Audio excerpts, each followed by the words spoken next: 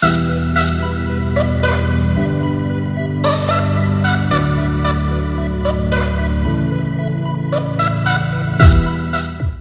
everyone. I wanted to make what I hope is going to be a quick and informative and helpful video about a recent surgery I had. I had ACDF surgery, that's anterior cervical discectomy and fusion. I had that on January 15th. Here's the incision. And I wanted to go over why I had the surgery and just some helpful tips to assist you when you're discharged and you're recovering at home. So why did I have the surgery? So for approximately 10 years, I was experiencing intermittent pain behind my neck that would radiate down into my right shoulder, through my bicep, tricep, hands. I would experience like burning, numbness, tingling pain.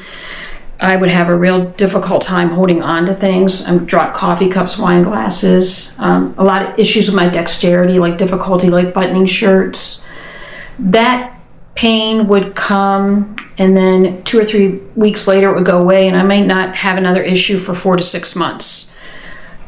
Then what happened in October 20 of 24, that came on again, that pain, and it never went away. So ended up getting x-rays, MRIs, went out to see a spine surgeon. They indicated that the MRI showed 2 disc herniations at 5, 6, 6, 7, along with foraminal stenosis, meaning where your nerves come out the side of your neck, that opening had been constricted because of the disc herniations.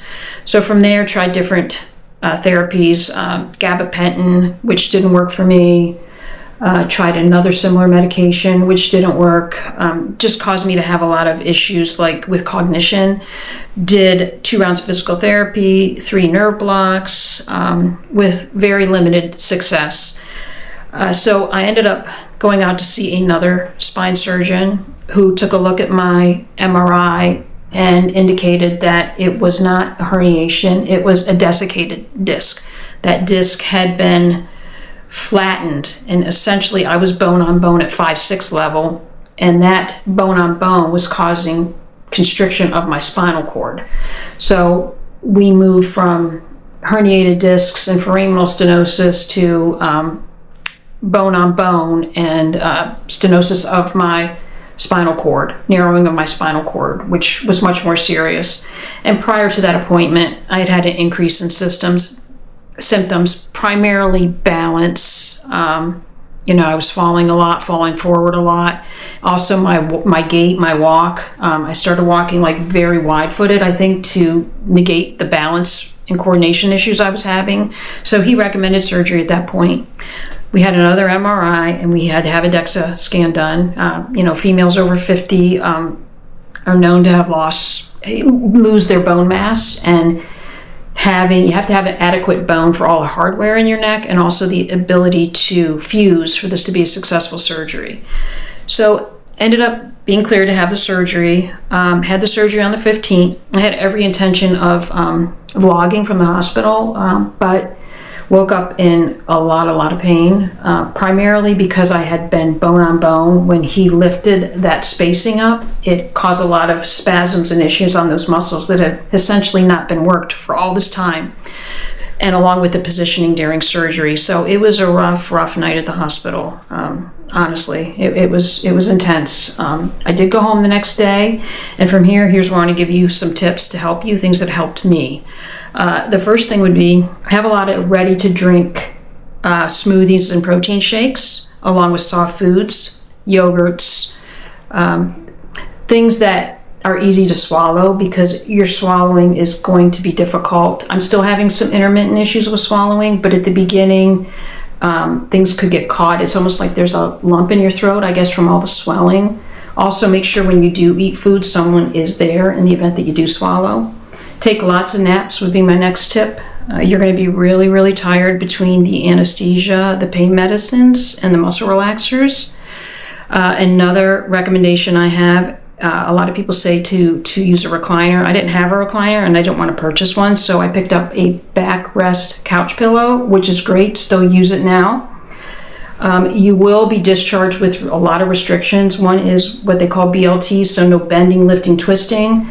So to honor that restriction, you should put items, particularly items in your bathroom and your kitchen, on your counter so you don't have to lift up. Also use plastic silverware. I know it's wasteful. I would wash it and reuse it, along with lightweight cups and plates. Like I use this tumbler still, along with a bendable straw is great. And the reason is that weakness in your right arm. It actually gets worse after surgery until that nerve comes back online.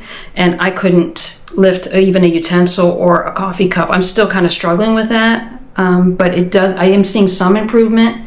So that would be my recommendation. Also, try not to stay immobile for more than 20 minutes. I know that one's hard, but when you do, just stay on the couch. Those spasms are gonna set in. So do try to get up every 20 minutes. Another recommendation that they make is to walk, and that's a great recommendation. It's winter here in South Central PA. We don't normally have snow, but we're on our third blizzard. So walking outside was not an option for me. You need to be safe because you don't want to fall. So if you have a walking pad, that's great. Pick one up on Amazon. I have one that I use for work, and it's been a lifesaver. My first post-op appointment, they did tell me I could also ride the exercise bike, so that's another option. The next thing is to eat a really healthy diet, and a diet that does promote bone growth, getting lots of calcium, lots of protein. And if you're not at a healthy weight, now's a good time to get there. I know it's hard when you're recovering from surgery. You're bored and there's not much to do, but being at a healthy weight is going to help the pressure on your spine. And get a free streaming service. I subscribe to HBO Max. I'm working my way through all the things I missed there. When I'm done, I'm going to go watch Apple for free, for like a free 30-day trial. And the other thing would be if you're working and you have the capability to have short-term disability, take it and take as much time as you can. You're going to need it. It's a long, long road to recovery. It's not a surgery where you have the surgery and you're done. There is 3 to 6 months of healing that you have to do at home to properly fuse. So take that time, be patient with yourself. You may or may not have to use a bone stimulator. That is what I have on right now. These are 2 electrodes that are behind my neck, attached to a device here that's been programmed by my doctor to help with bone stimulation. And the reason for that is I have osteopenia, I have some issues with some low calcium and some higher elevated blood sugars. So I'm on this device, with the exception of taking a shower and sleeping, I'm on this device the rest of the time, because you do need to fuse, and that is a 3 to 6 month process. So you do need to be patient with the surgery.